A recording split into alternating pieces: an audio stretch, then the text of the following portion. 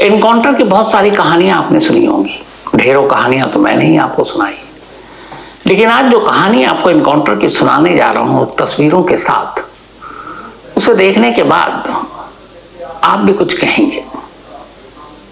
मेरी नजर में तो ये एक बीमार एनकाउंटर है और कमाल की बात यह है कि इस पूरे एनकाउंटर की स्टोरी फेसबुक पर लाइव जा रहा था। जिसका एनकाउंटर हुआ वो खुद फेसबुक पर लाइव था। शुरुआत करते हैं एक तस्वीर से। पटना से करीब 90 किलोमीटर दूर भोजपुर के एक इलाके में सुबह सुबह की यह बात है, वेंसडे यानी कल 17 जून की, करीब 10 बजे का वक्त होगा। सामने आपको पुलिस की 3 गाड़ियां दिखाई दे रही होंगी। खेत है चारों तरफ और दूसरी तरफ एक लड़का है। उस लड़के के हाथ में एक तमंचा है, कट्टा है या पिस्टल है, कुछ है, मतलब बंदूक ही है। सामने पुलिस वाले हैं, उनके पास भी हथियार है, कुछ 2-4 गांव वाले भी नजर आ रहे हैं। ये जो पूरी तस्वीर है, जो लड़का हाथ में अपने तमंचा लिया हुआ है, फेसबुक लाइव के जरिए तस्वीर चल रही। करीब 5 मिनट का ये वीडियो है पूरा। मैं पूरा वीडियो आपको नहीं दिखाऊंगा, लेकिन बस ये देख लीजिए कि ये लड़का हाथ में पिस्टल लिए और दूसरी तरफ 3 पुलिस की गाड़ियां हैं और बहुत सारे पुलिस वाले हैं, उनके हाथ में हथियार है, मतलब दोनों आमने सामने हैं। इसके बाद लड़का बोलना शुरू करता है। क्या कहता है वो, पहले वो सुनाता हूं आपको। हमारे समाज और देश में जो भी जहां भी जो कार्य होना चाहिए, हर गांव, हर मोहल्ले, हर शहर, हर कस्बे के लिए सामाजिक काम, विकास का कार्य, जिससे हमारा देश आगे बढ़े, तो उन सभी कार्यों को बिना किसी लापरवाही के साथ, बिना भ्रष्टाचार के साथ और बिना किसी कुछ भी गलत कार्य के साथ अच्छे से किया जाए, पूरी तरह से धरातल पे किया जाएगा। तो ये मांग कैसे पूरा होगा बताइए? आप बोले ना कि पूरा होगा। अच्छा, होगा मतलब क्या? ठीक है, तो मान लीजिए कि आप लोगों के द्वारा बोला गया कि पूरा हथियार रख के मेरे पास आओ। सुनिए, हथियार रख के आओ। सुनिए, बोल रहे हैं रख के आओ। अभी नहीं रखा जाएगा। सुनिए, अभी बात खत्म नहीं हुआ है, विश्वास करो मेरा। ठीक है? अगर इन लोग बोल रहा है कि मांगे पूरी की जाएंगी, आपके बात को लिखित रूप में या मौखिक रूप में ऊपर पहुंचाई जाएगी, तो इसमें क्या समस्या है? तो फिर शस्त्र डालने में मेरा कोई समस्या नहीं। जब मांगे मेरी जो पूरी होगी तो शस्त्र डाल दिया जाएगा, इसमें कोई समस्या नहीं है। और अगर इसके बाद इन लोगों ने कुछ छल किया या झूठ मूठ का कुछ ऐसा भी कुछ भी किया, तो समाज और देश के लोग आप समझना इसके बाद कि ऐसे लोगों का क्या इलाज करना है। अगर मैं जिंदा रह गया और ये सब मेरे साथ कुछ ऐसा गलत नहीं किया तो आऊंगा, तो फिर उसके बाद मेरे द्वारा भी छल ही सिर्फ किया जाएगा, सामने से युद्ध नहीं होगा। उसके बाद अगर छल करेगा तो छल ही होगा। इसी के साथ मांगे पूरी होने का संभावना अब दिख रहा है और समाज में और देश में बदलाव आने का भी संभावना दिख रहा है यहीं से। तो चलिए, हथियार रख दिया जाता है, लीजिए, भरोसा कीजिए। फालतू बोलेगा रे, क्या रख रहे साला, कब फेंक दे।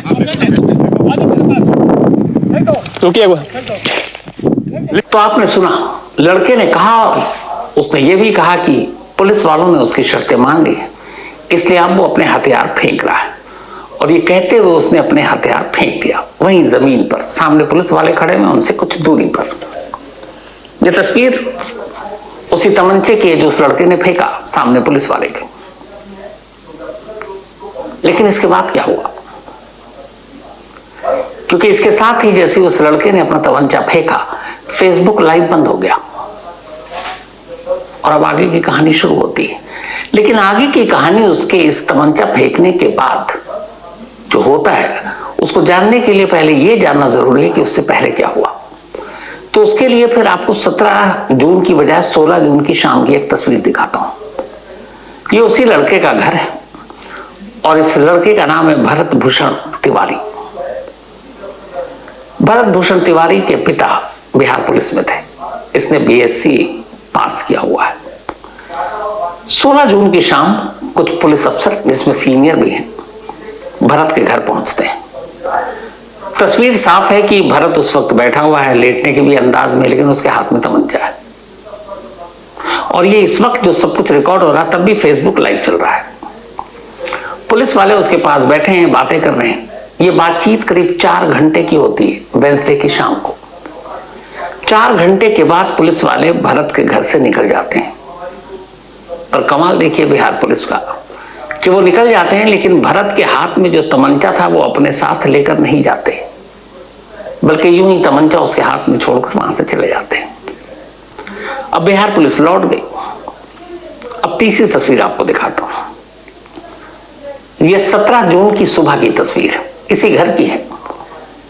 भरत के घर के आसपास कुछ पुलिस वाले हैं, शायद घेरा डाल रहे हैं, और भरत अपने घर की छत पर है। उसके हाथ में अब भी तमंचा है।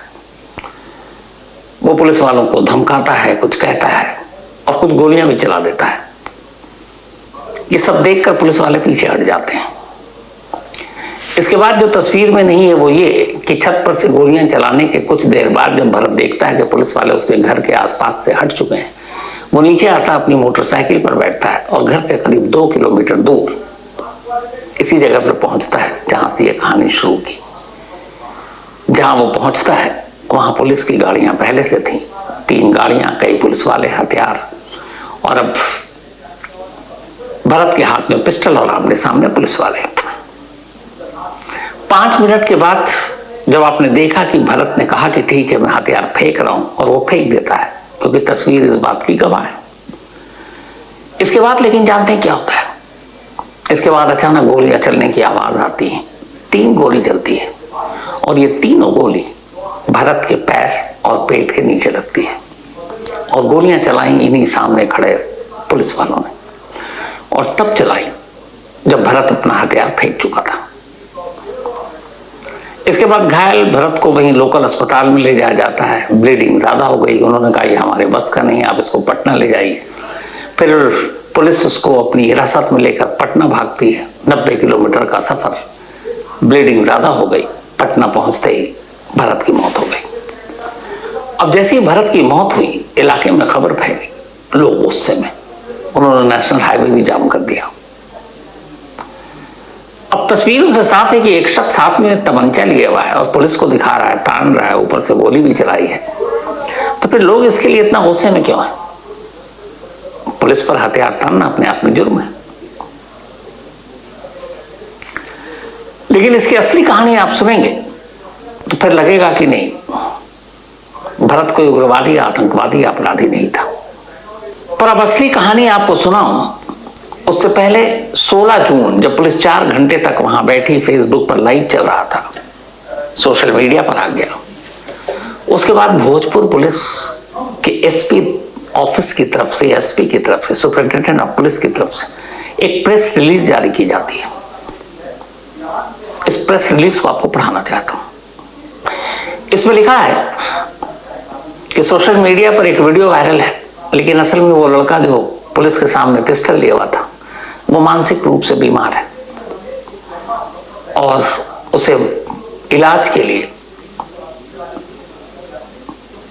चूंकि जहनी तौर पर बीमार है, तो उसे अस्पताल ले जाना चाहिए, और पुलिस कोशिश कर रही है कि उसे अस्पताल में दाखिल कराए। ये भोजपुर पुलिस प्रेस रिलीज है, भोजपुर पुलिस की तरफ से जारी, जिसमें वो खुद ये कह रहे हैं, एक्सेप्ट कर रहे हैं कि भरत मानसिक रूप से बीमार, एक मानसिक रोगी है। 16 जून की प्रेस रिलीज है। अब आपको पूरी कहानी बताता हूं। दरअसल बिहार पुलिस ने एक मानसिक रूप से बीमार लड़के का इनकाउंटर किया, जिसे खुद पुलिस मानती है कि वो दिमागी रूप से पूरी तरह फिट नहीं था, जहनी तौर पर बीमार था, उसे इलाज की जरूरत थी, उसे अस्पताल में भर्ती होने की जरूरत थी। लेकिन इसके बावजूद ऐसे एक मानसिक बीमार लड़के को, जो निहत्था हो चुका था, जिसने अपना तमंचा फेंक दिया, पुलिस ने 3 गोली मारी। अब ऐसा क्यों हुआ? पुलिस के सामने उसने घर पर तमंचा क्यों ताना, छत से क्यों? और फिर जो पुलिस और वो आमने सामने जो आपने शुरुआत में बातचीत सुनी कि इंसाफ होना चाहिए, और जो उसकी मांगे हैं पूरी हो, क्या मांगे थी? तो पूरी कहानी यह है कि भरत तिवारी इसी भोजपुर इलाके का रहने वाला, पिता बिहार पुलिस से रिटायर हुए, इसने BSc तक की पढ़ाई की। इसके बाद नौकरी के लिए दर दर भटका, ढंग की कहीं नौकरी नहीं मिली, मायूस हो गया। फिर उसने देखा कि उसके जैसे बहुत सारे लोग हैं जो जिंदगी की जद्दोजहद से परेशान हो चुके हैं, पढ़ लिख चुके हैं, नौकरी नहीं मिल रही, सिफारिशें मिलती है। उसका मोह भंग हो गया। 10 साल पुरानी बात है, जब वो नौकरी ढूंढ ढूंढ कर हार गया, फिर उसने तय किया कि वो अब नौकरी करेगा ही नहीं, और अब वो सिर्फ समाज सेवा करेगा, उन लोगों की मदद करेगा जो उस जैसे हैं और उनका काम नहीं बन रहा, वो उनकी हेल्प करेगा। और 10 साल पहले इसी मुहिम को शुरू करने के लिए सबसे पहले उसने अपना पिंड दान कर दिया। इसके बाद शादी ब्याह परिवार कोई मतलब नहीं, बस वो लग गया लोगों की सेवा में, समाज सेवा में। भरत का भाई है छोटा चंदन, मैं चाहता हूं उसकी जुबानी सुनिए कि भरत क्या था। समाज से तो ये बचपन से हम देखते आ रहे हैं, जब से हम मतलब होश संभाले अपना, तब से देखते आ रहे हैं कि समाज से जुड़े हुए इंसान हैं और समाज की भलाई के लिए मतलब आवाज उठाते हैं। ठीक है, इनको दबा दिया जाता है हर एक बार। अगले बार भी ऐसा ही किया गया था, यहाँ पर भारी आके बैठे थे, वो इनको मतलब घूस देने की कोशिश कर रहे थे। वो तो खुद घूस रहा है, इनको घूस दे रहे थे, आप देख भी सकते हैं वीडियो में। बताया जाए कि वो पिंडदान भी अपना कर दिए थे हाँ, 10 साल पहले ही पिंडदान कर दिए समाज के लिए। क्यों किए थे? कि समाज के लिए हम जिएंगे, शादी विवाह कुछ नहीं करने के चक्कर में है। कितना उनका शादी विवाह सेट हुआ, सब मना कर दिए कि नहीं हम नहीं करेंगे, समाज सेवा करेंगे। समाज सेवा शादी विवाह नहीं करते, यही बात है जो भी है। तो पिंड दान कर लोगों की सेवा में लग गया। तो फिर ऐसे शख्स का इनकाउंटर क्यों हुआ? तो इसकी कहानी शुरू हुई कुछ दिन पहले। बिहार में बाढ़ आई, बहुत सारे लोगों को सरकार ने सुरक्षा प्रदान करने के लिए इधर से उधर टेम्परेरी आशियाना दिया, कहा आप यहां चले जाइए ताकि पानी के खतरे से दूर हो जाए। तो ऐसे ही बाढ़ पीड़ित कई परिवार भरत के घर से करीब 2 किलोमीटर दूर सरकार ने उन्हें शिफ्ट कर दिया कि कुछ दिन आप यहां रहिए। अब समाज सेवा करने वाला भरत जब उस इलाके में गया तो उसे देखा नहीं गया। उसने देखा कि बाढ़ पीड़ित और राहत के नाम पर सरकार और सरकारी एजेंसियों ने जिन लोगों को वहां रखा है वो रहने लायक जगह ही नहीं है। वहां गड्ढे हैं, पानी भरा हुआ है, बेसिक सुविधा नहीं है। लोगों ने उसे परेशानी बताई, वो उनकी परेशानी सुनकर प्रशासन के पास गया, सबने आश्वासन दिया कि कुछ नहीं। फिर वो एसडीएम से मिलने के लिए गया और एसडीएम को उसने सारी परेशानी बताई कि बाढ़ पीड़ित हैं, पढ़ा लिखा था। उसने कहा कि जो भी राहत कोष है उस हिसाब से उसे इन लोगों को भी वो सुविधा मिलना चाहिए। लेकिन भरत के भाई के हिसाब से एसडीएम साहब इस बात पर नाराज हो गए। भरत के भाई चंदन तिवारी ने जो कहा, अब वो सुनिए। एसडीएम सर के पास गए थे वो, किस लिए गए थे? ये जवानिया गांव जब बाढ़ में डूब रही थी तो मतलब उनको यहाँ पे बसाया है बिलौटी में टाड़ पे। तो यहाँ भी वही चीज़ है जो कि वहाँ से उठाकर उनको फिर गड्ढे से उठाकर गड्ढे में फेंक दिया गया। तो उनको ये चीज़ लगा कि मतलब गड्ढे से उनको उठा के क्यों गड्ढे में फेंका जा रहा है, तो इस पे वो आवाज़ उठाए। तो यही चीज़ लेकर मतलब प्रशासन टारगेट आवाज किस लिए उठा रहे थे? कि वहाँ पे व्यवस्था मतलब बढ़िया किया जाए, माटी भरवा दिया जाए, ऊंचा करवा दिया जाए ताकि पानी ना पहुँचे, वो लोग को दिक्कत ना हो रहने में। बाढ़ का पानी वहाँ भी आता है? वहाँ भी आता है, वहाँ भी आता है। और ये लोग प्रशासन पर्सनली टारगेट उनको कर लिया उस पर। बाकी आज देख भी रहे लोग, आप लोग लाइव हथियार फेंकने के बाद भी उनको मार दिया गया। तो बाढ़ पीड़ितों की बुरी हालत पर आवाज उठाने वाले भरत को प्रशासन ने कोई मदद नहीं दिया और वो लगातार आवाज उठाता रहा। और इसके बाद अचानक मंगलवार यानी कि 16 जून को पुलिस की टीम उसके घर पर पहुंच जाती है।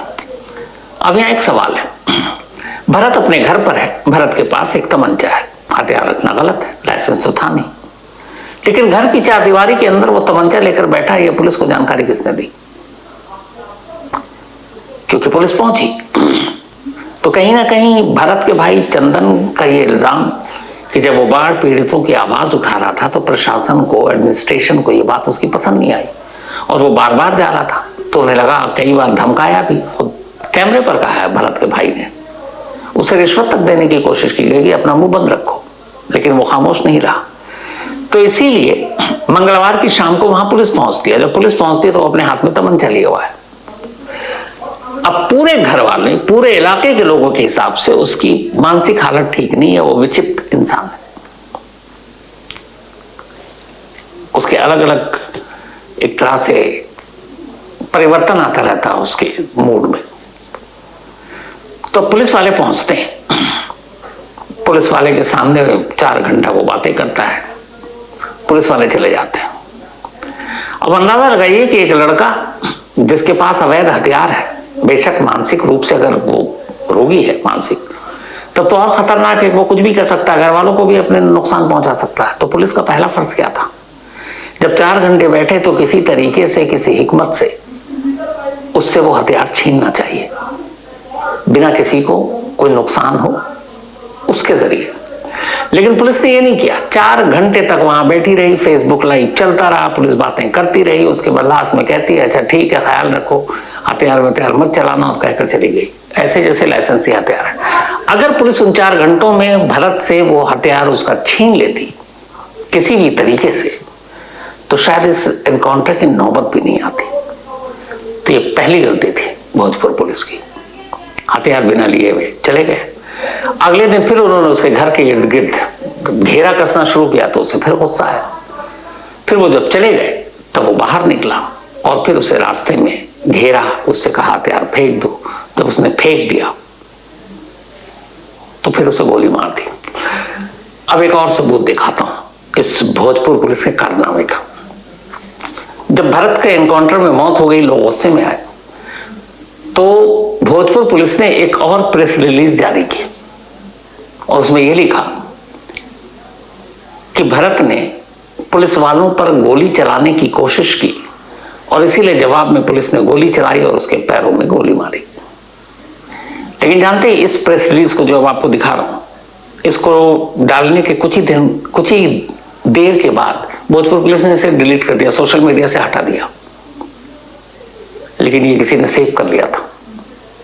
इसमें पढ़िए, इसमें यही लाइन है कि उसने पुलिस वालों पर गोलियां चलाई और इसीलिए जवाब में पुलिस ने गोली चलाई और उसके पैरों में गोली मारी। अब ये कितना सफेद झूठ है।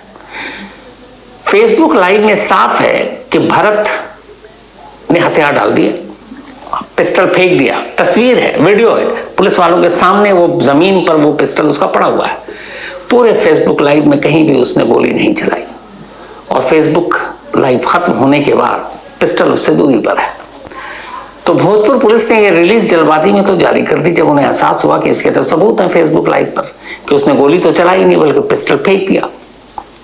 तो फिर गड़बड़ हो गया, तो इसलिए आनंद फानंद में उन्होंने इस प्रेस रिलीज को डिलीट कर दिया जो अभी आपने पढ़ा।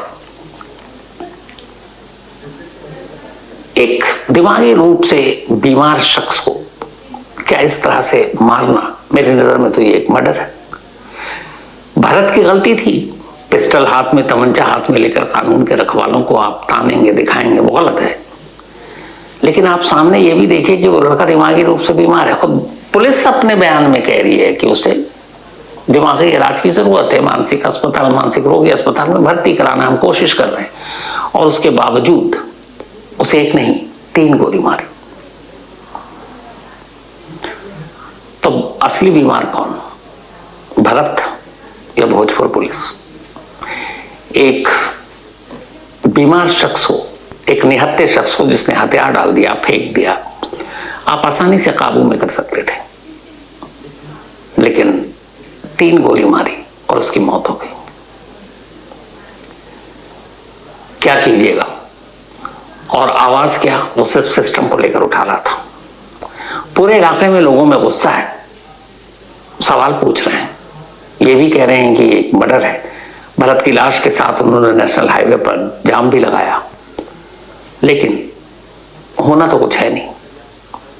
हाँ, भरत मारा गया, अफसोसनाक।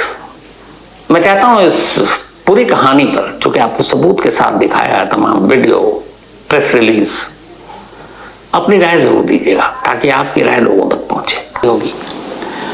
भरत तिवारी के एनकाउंटर के मामले में बिहार पुलिस का एक सबसे बड़ा झूठ सामने आया। अगर कैमरा ना होता और कुछ चीजें रिकॉर्ड ना होती तो इस झूठ पर किसी को शक भी नहीं होता। आमतौर पर जब भी किसी का एनकाउंटर होता तो क्या कहानी पुलिस की तरफ से आती है?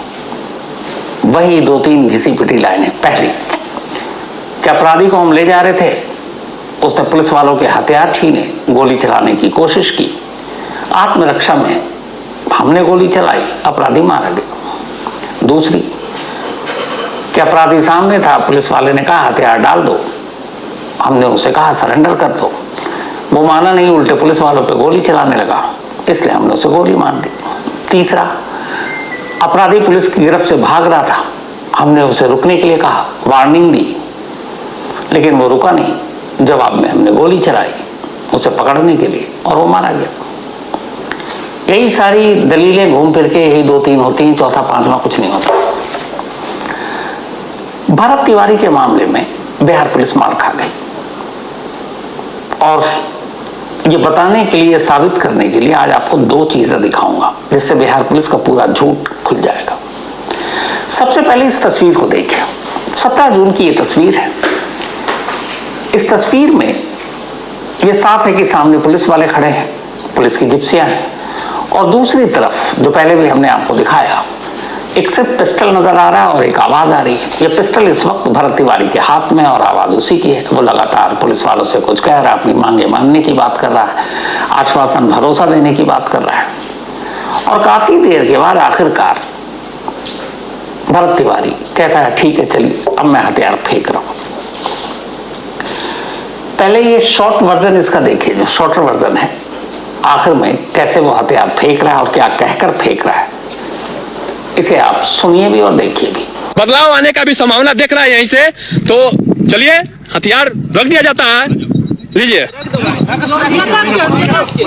भरोसा कीजिए। फालतू बोलेगा रे, क्या रख रहे हैं? लीजिए, फेंक दे। रुकिए, लीजिए, हथियार इनको दे दिया गया। और तो आपने सुना, देखा, अब मेरी नजर से देखिए इस पूरी तस्वीर को।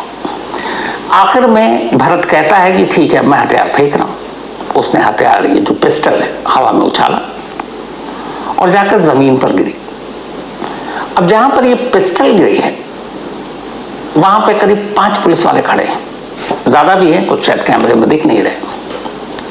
ध्यान से देखिए कि जो पिस्टल जो भरत तिवारी ने उछाला, फेंका और जमीन पर गिरी, इन पुलिस वालों से कितनी दूरी पर है, कितने कदम की दूरी पर है ये पिस्टल, अंदाजा लगाइए। मुश्किल से 4, 5 या 6 कदम, 7 कदम, इससे ज्यादा दूरी पर नहीं है। मतलब सेकंड में पुलिस वाला कोई भी इस पिस्टल के करीब जाकर पिस्टल को उठा सकता है। और ये याद रखिए कि भरत तिवारी के पास दूसरा कोई हथियार नहीं, यही एक पिस्टल है। तो भरत तिवारी ने ये पिस्टल फेंका, ये पुलिस वालों के ठीक सामने जाकर गिरी, पुलिस वाले इसके करीब। अब अगर आप जहां पिस्टल गिरी और उससे जिस तरफ से ये रिकॉर्ड हो रहा है या कैमरे में शूट हो रहा है, उधर की दूरी देखिए। इस तरफ की दूरी इसलिए देखिए क्योंकि इधर भरत खड़ा है जिसने अभी अभी ये पिस्टल फेंकी है। अब इधर से जहां पर पिस्टल गिरी है उसकी दूरी नापिए, और जहां पुलिस वालों के सामने पड़ी उसकी दूरी नापिए। अब बताइए दोनों में से ज्यादा करीब कौन है, पुलिस वाले या भरत?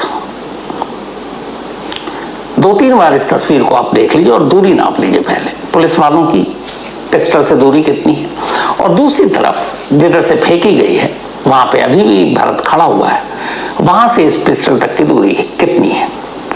अब एक और चीज देख लीजिए कि अगर इस पिस्टल को पुलिस वाले उठाएं तो कितनी देर में उठाएंगे, और भरत उठाए तो कितनी देर में उठाएगा। यानी कहने का मतलब मेरे ये है कि इस पिस्टल के पहले, सबसे पहले करीब कौन जाएगा दूरी को देखते हुए, पुलिस वाले या भरत? पिस्टल किसके नजदीक है, पुलिस वाले के या भरत के? तो आपने ये तस्वीर देख ली। तो ये तस्वीर है। अब आपको एक तहरीर पढ़ाता हूं, सारा झूठ आपके सामने होगा। तहरीर ये है कि इंस्पेक्टर राजेश हैं, इसी थाने के SHO, जहां पर इस एनकाउंटर का केस दर्ज हुआ है। अब जब इस एनकाउंटर का केस दर्ज हुआ, कि एनकाउंटर हुआ 17 जून की करीब सुबह का वक्त था, उसके 2 घंटे के बाद इस मामले में एसएचओ साहब ने, जो कि इंस्पेक्टर भी हैं, वो एक सेल्फ कंप्लेंट लिखते हैं। ये जो आप कॉपी देख रहे हैं इस वक्त, ये सेल्फ कंप्लेंट है।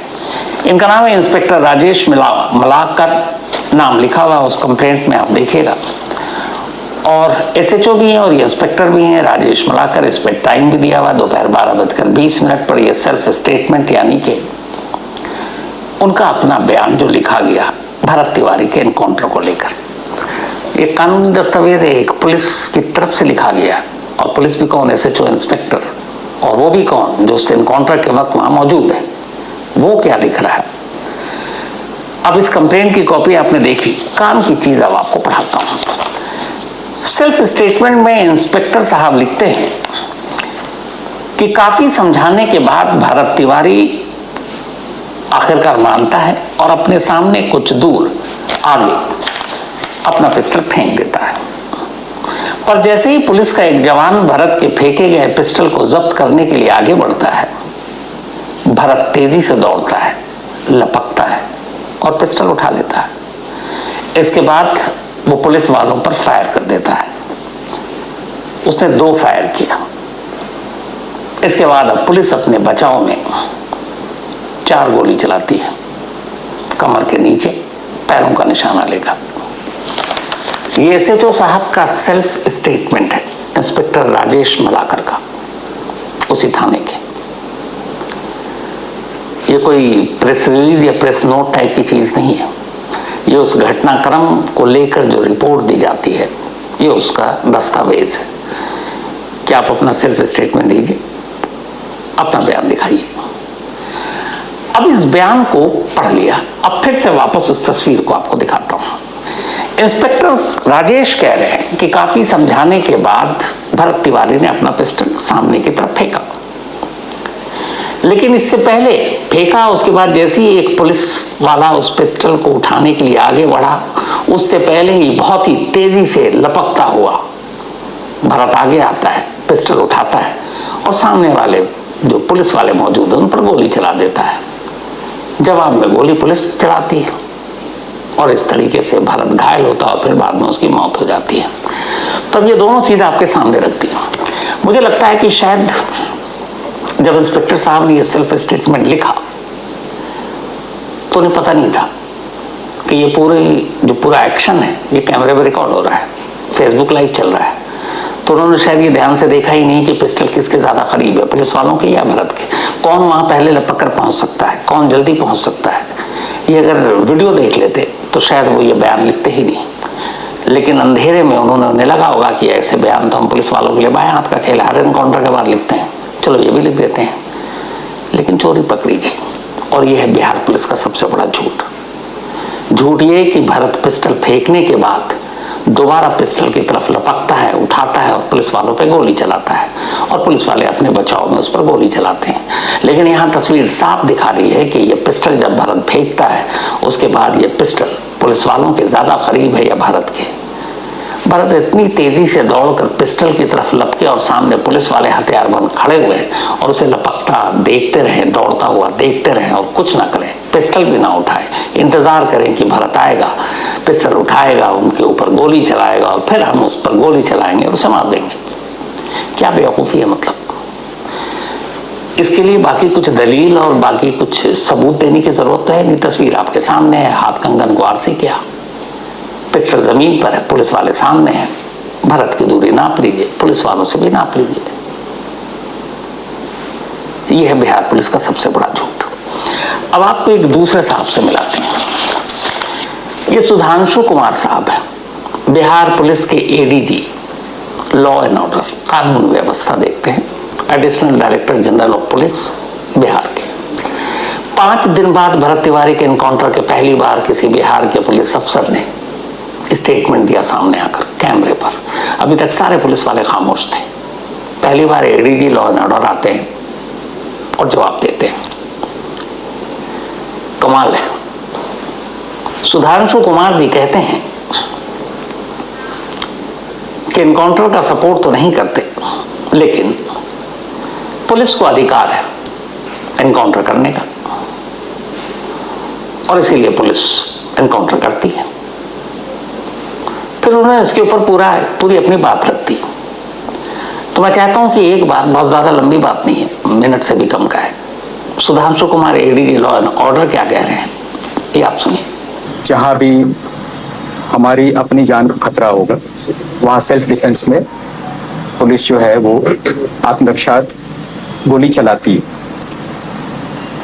और इस क्रम में यदि सामने वाला अभियुक्त को गोली लगती है तो वो कानून के तहत एक एक्सेप्शन, उसमें हमें आत्मरक्षार्थ गोली चलाने का अधिकार दिया गया।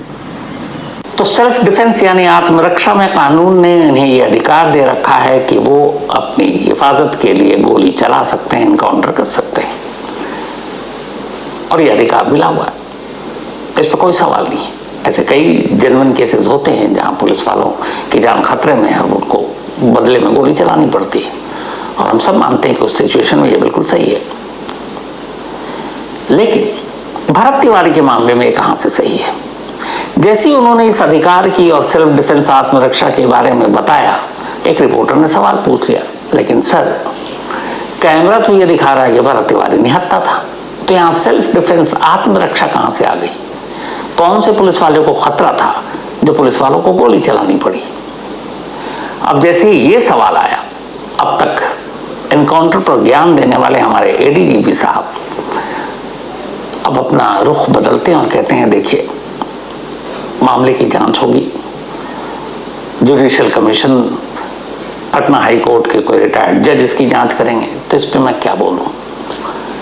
जो अभी अधिकार की बात कर रहे थे एनकाउंटर की, सेल्फ डिफेंस और रक्षा की, रिपोर्टर के सवाल के साथ सुनिए कि जब उसने पूछ लिया सीधे कि लेकिन भरत तिवारी से तो आपकी आत्मरक्षा या रक्षा को खतरा ही नहीं था क्योंकि वो निहत्था था, हथियार फेंक चुका था, तो सुनिए क्या कहा। वीडियो में दिख रहा है सर कि सरेंडर करने के बाद मैं पूरी घटना आसपास के लोग, मैं इस बारे में यही कहना चाहूंगा कि न्यायिक जांच आयोग के तहत ये मामला है और उसमें हमारे स्तर से कोई भी बयान देना उचित नहीं होगा। डीआईजी शाहाबाद इस कांड के अनुसंधान के लिए प्राधिकृत किए गए हैं, हमें उसका इंतजार करना चाहिए। तो सुना आपने, ज्ञान देते देते जैसी ही बात आई अब पुलिस की कमियों और नाकामियों को बताने की, तो फौरन जांच का हवाला देकर पल्ला झाड़ लिया। फिर भी सवाल तो बनता था, और मैंने इससे पहले भी बार जब पिछली कहानी आपको सुनाई तो एक सवाल उठाया था। जब 16 जून को पहली बार पुलिस भरत के घर गई और भरत बैठा लेटा हुआ, हाथ में लगातार तमंचा लिए हुआ है, और वही सस्पेंडेड एसएचओ साहब अभी सस्पेंड हो गए, वो वहां पे हैं टीम के साथ, पुलिस बातें करती रहती है, उसका लौट जाती है। कायदे से उसी दिन भरत से उनको पिस्टल ले लेना चाहिए, तो शायद न ये एनकाउंटर होता ना भरत की जान जाती है। मैंने 5 दिन पहले कहा था, लेकिन पुलिस वाले ऐसा नहीं करते, उस सिचुएशन को वो ढंग से हैंडल नहीं कर पाते, ये मैंने उस दिन भी कहा था। इन्हीं एडीजी साहब ने प्रेस कॉन्फ्रेंस में आज इस बात को एक्सेप्ट किया और उन्होंने कहा कि इस सिचुएशन को बेहतर तरीके से हैंडल किया जा सकता था, लेकिन इस सिचुएशन को ठीक से हैंडल नहीं किया गया। इसके बाद उन्होंने कहा कि एक एसएचओ, 2 सब इंस्पेक्टर, एक एएसआई, एक कांस्टेबल, सिचुएशन को इन लोगों ने ठीक से हैंडल नहीं किया, इसलिए इन लोगों को सस्पेंड कर दिया गया है। खुद एडीजी साहब ने ये कहा है, ये भी सुन लीजिए। इस मामले में लापरवाही जो है इस परिप्रेक्ष्य में सामने आई है कि जब पहली बार वो 16 तारीख को हमारे पदाधिकारी वहां गए थे, तो उसमें जो अभियुक्त था उसको उन्होंने ठीक से हैंडल नहीं किया, टाइमली उसको नियंत्रण में नहीं ला सके, और उसका वीडियो वगैरह वायरल हुआ। इस आरोप में एक एसएचओ, 2 सब इंस्पेक्टर, एक एएसआई और एक कांस्टेबल जो थाना से गए थे, उनको सस्पेंड किया गया। तो सुन लिया आपने, अब एक और मजाक सुनिए। इन्होंने ये भी कहा कि 2 एफआईआर दर्ज हो गई है, बाकी की सारी जांच होगी, और जो भी उस इलाके के टॉप पुलिस ऑफिशियल हैं वो जांच करेंगे।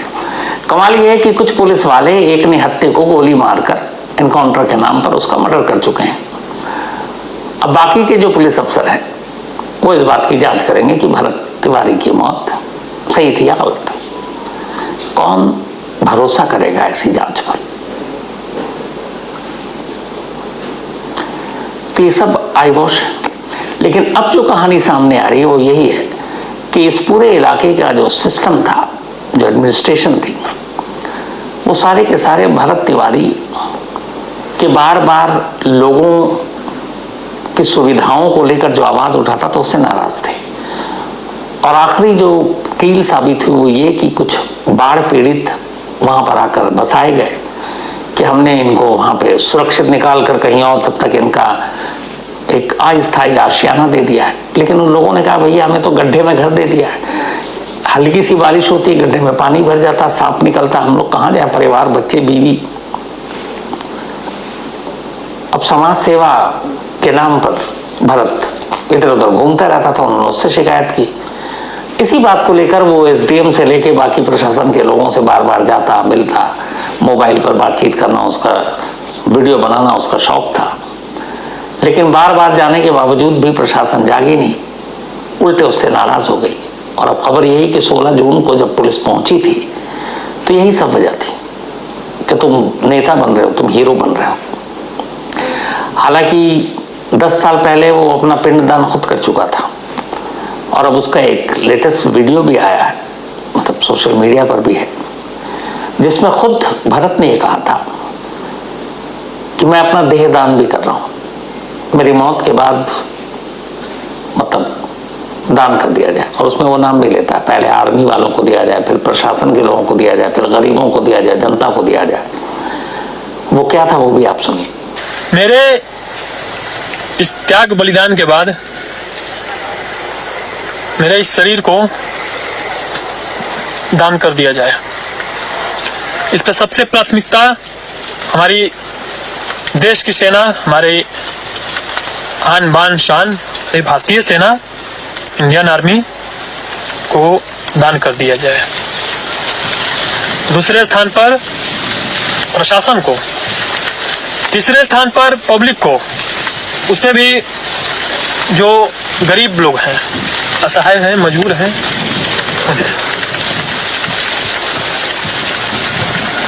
ये मेरी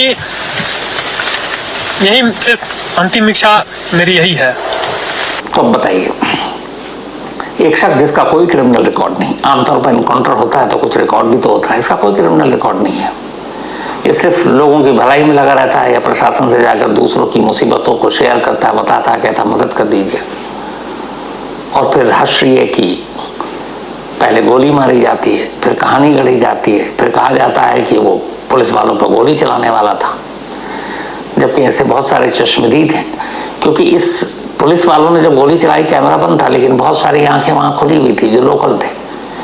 उनमें से कईयों का तो ये दावा है कि जब उसने पिस्टल फेंका इसके बाद पुलिस वाले गुस्से में तो थे ही थे, वो गए उसको चारों तरफ से घेरा ताकि कोई देख ना पाए गांव के लोग। पहले उसे बंदूक के बट से पैरों से बुरी तरह मारा, उसके पैरों को तोड़ा, फिर गोली मारी उसे। चश्मदीद है जिनके स्टेटमेंट है। भरत की सिस्टर का तो ये कहना है कि 3 गोली वहीं पे मारी, 2 गोली बाद में मारी। उसका ये भी कहना है कि उसके प्राइवेट पार्ट्स पे भी गोली मारी गई। हालांकि पुलिस कहती है कि कमर के नीचे मारी थी, हो सकता है लगी हो। ये खतरनाक चीज इसीलिए है जो आजकल बहुत सारे लोग एनकाउंटर पे जश्न मनाते हैं, हाथों हाथ कहते हैं कि इंसाफ होना चाहिए। यही वो चीज है जिसका डर है कि अगर ये चलन में आ गया, ठीक है अदालतें देर करती हैं, बहुत सारी शिकायतें नहीं होनी चाहिए, लेकिन अगर एनकाउंटर फैशन बन गया तो फिर ये होगा और इसे कोई रोक नहीं पाएगा।